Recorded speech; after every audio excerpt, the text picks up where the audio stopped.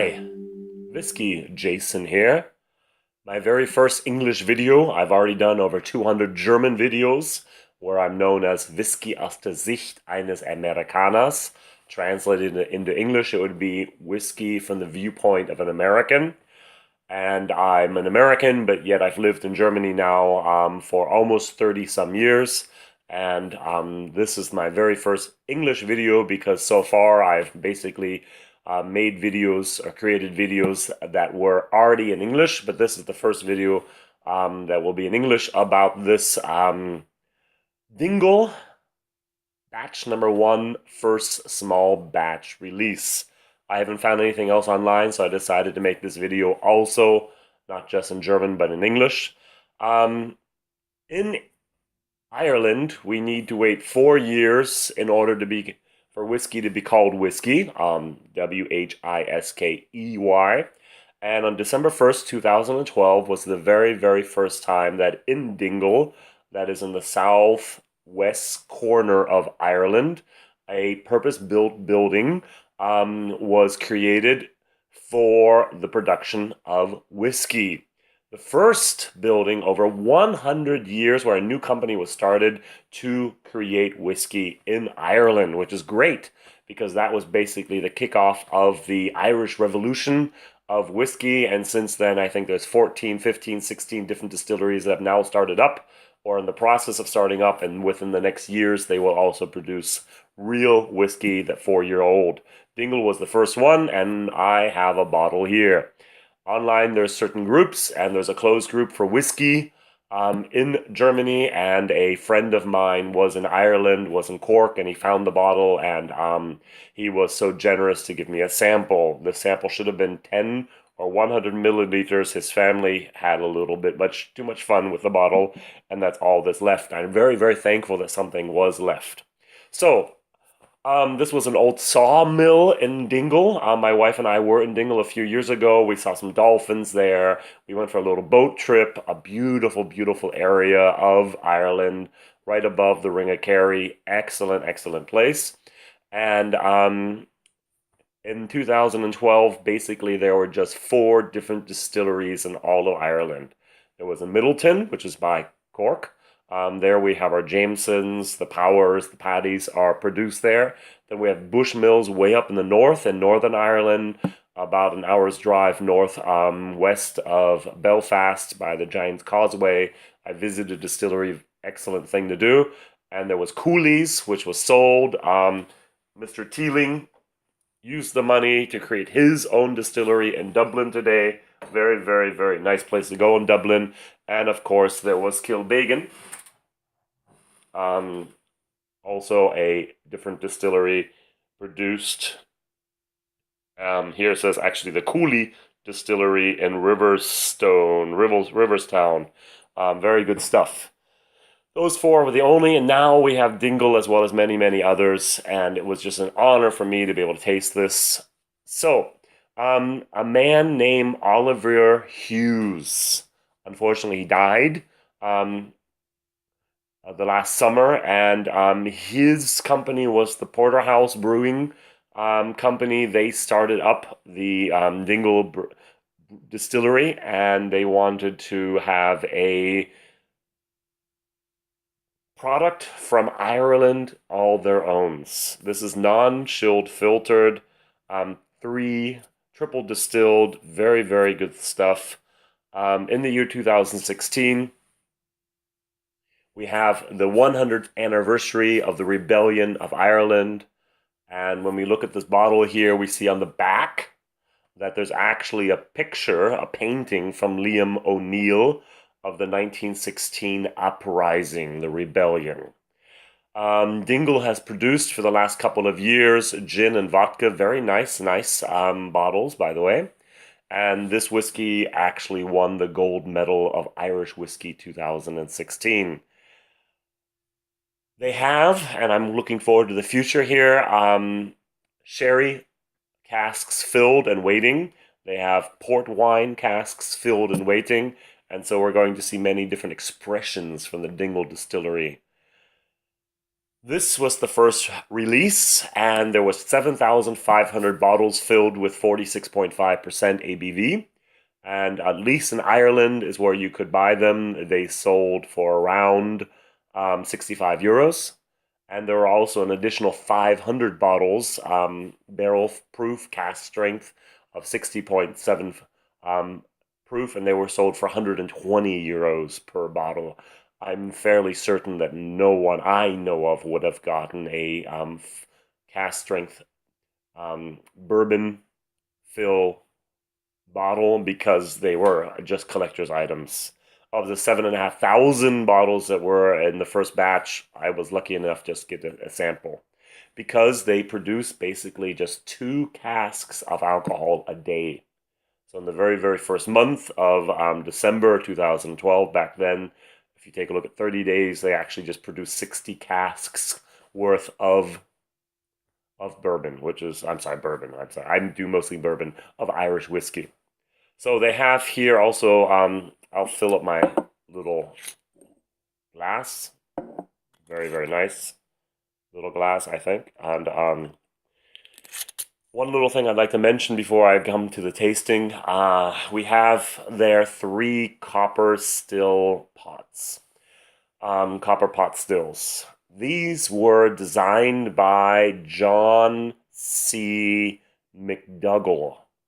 This name is, for me, not something I've ever heard of before until I researched it a little bit, and then I found out John C. McDougall has supervised, worked in, and basically helped revolutionize the Scotch malt industry. 37 different distilleries he's had contact with, worked with, designed different things with, and he is the only living master distiller and master blender at the moment. This guy is the godfather of Scotch whiskey. And he designed these 3 copper pot stills, a special design to have a special flavor. The reflux in them are specially made so that it's a very unique flavor that's achieved here, and that's amazing. So I personally, of the 7,500 bottles, have a sample from bottle 838. And after Oliver Hugh died, his cousin, another Liam, Liam Lahart, continued on and now runs the business. So I think that's all I wanted to say before I come now to the tasting. First of all, my nose. In the German video, I said exactly the same thing. It smells like Irish whiskey combined with Hawaii punch. I've never had that before, honestly. This is a very, very tropical, fruity type of thing. The red Hawaiian punch, by the way. As a child, I had that a lot in the States. Very, very fruity. The grain is there from the normal Irish whiskey. I love Paddy, for example, even though it's very, very cheap and a lot of very high grain percentage. I still like it, even though Redbreast is better, especially the 21, but still, this is very, very unique. 46.5%, and on my nose, I have basically no alcohol. But very fruity, very tropical fruit, melons, mangoes, coconuts, pineapple, amazing. This red Hawaiian punch is what I have. So let's taste it. So, as we say in Germany, Prost, or cheers.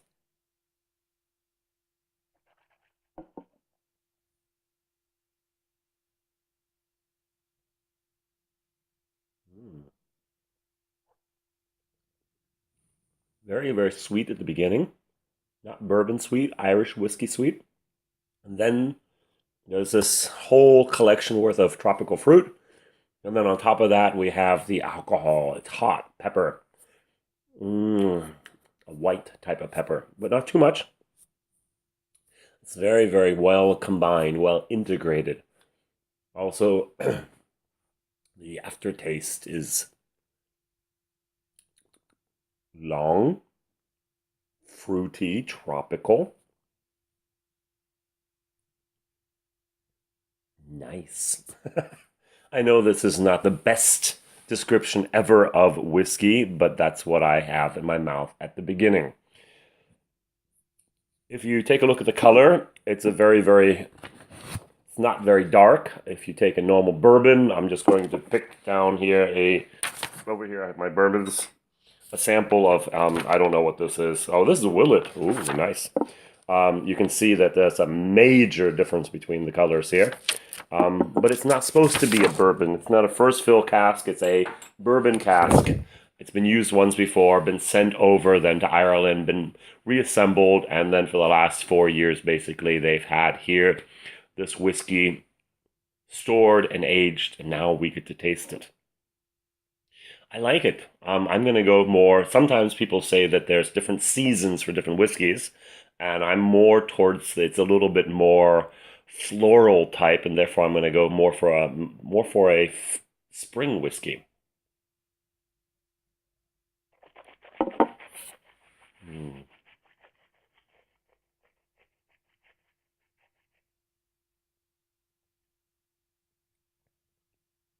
I do like to chew my whiskey sometimes.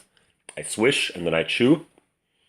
I chew often with my mouth open so that the alcohol can mix with the air. Very, very good. Good stuff. Good stuff.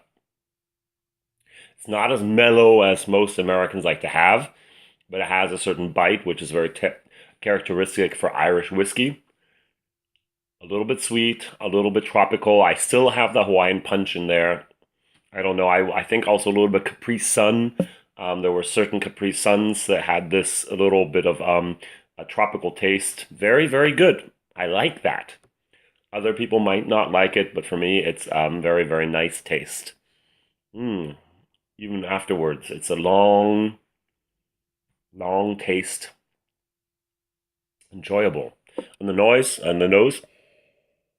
enjoyable if you like Irish whiskey. If you like bourbon more, probably not. If you're more of a peat type of smoke type of island whiskey, nope, not your stuff. But if you like good Irish whiskey, this stuff is really too recommendable. Now, will you be able to find it? Dingle batch number 1, first small batch release, probably not. As I said, 7,500 bottles all over Ireland. Some made it to UK, and I read that maybe a few might make it over to the States. The rest of the world, no. Not in Asia, not in Europe, rest of Europe, and so on. But luckily, I have a friend, and he made it possible, and that's why I'm doing this video. So even if you have not yet had the opportunity to try Dingle, expect good things. I really look forward to the Irish whiskey with a little bit of sherry. I love that. A little bit of port, maybe great. Maybe we'll mix them together. Teeling's doing exciting things there, and I'm really, really looking forward to what Dingle will also be doing in the future. So, WhiskyJason here. That's my review of Dingle batch number 1, first small batch release. And I hope you enjoyed it. If you did, please like it. Most of my videos, or almost all my videos, will be in German, so this is an exception. There might be 1, 2, 3 videos a year that I'm going to do in English. But my task, and at the end of the film, at the end of the video, I'd like to explain why I do this the way I do it. Number 1, I started out to do these videos, first of all, for myself. I am a teacher. I teach English as a foreign language, and one of the best ways for me to learn is by teaching others. Now, I cannot invite constantly my friends over and say, hey, here's a whiskey, try it, and they would just say, you're stupid, you're crazy, stop. And so I decided to make videos for the YouTube. These videos are online, and many people in the German community do watch them, the German whiskey drinking community. And when I very, very, very first started, I was also a little bit of a Scotch snob, let's say that. And I thought, oh man, there's like a dozen different people doing reviews online for Scotch. And then I said, hey, I'm an American in Germany, why not try bourbon?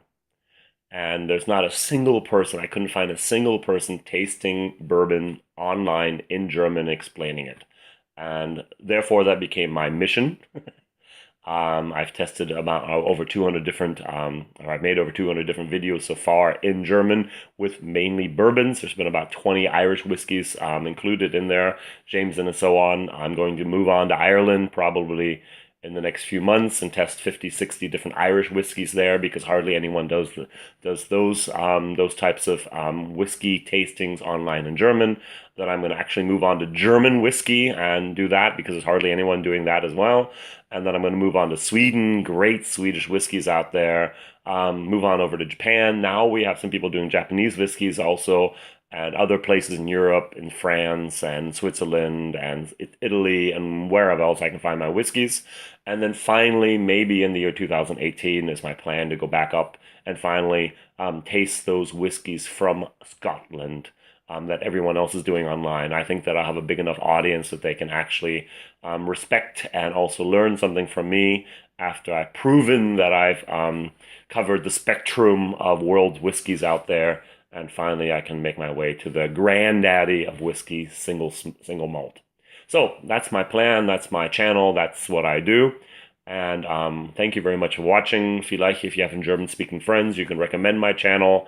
You can actually take a look at my channel every once in a while and see if there's anything in English. Won't happen that often. My rule is, if I can find the video in English, I'm not allowed to make the video myself. My own personal rule. I haven't found a single video online about Dingle. That's why I did this one. And you can, of course, subscribe. You can just like this video. And maybe you can convince me to even make more videos in English in the future. But my main focus, my main mission is to help the German-speaking world understand that whiskeys are more than just single malts. Okay, WhiskyJason here. I hope you enjoyed this. If you have any comments, please write them down below. I'm always open to recommendations, suggestions, and tips. Bye.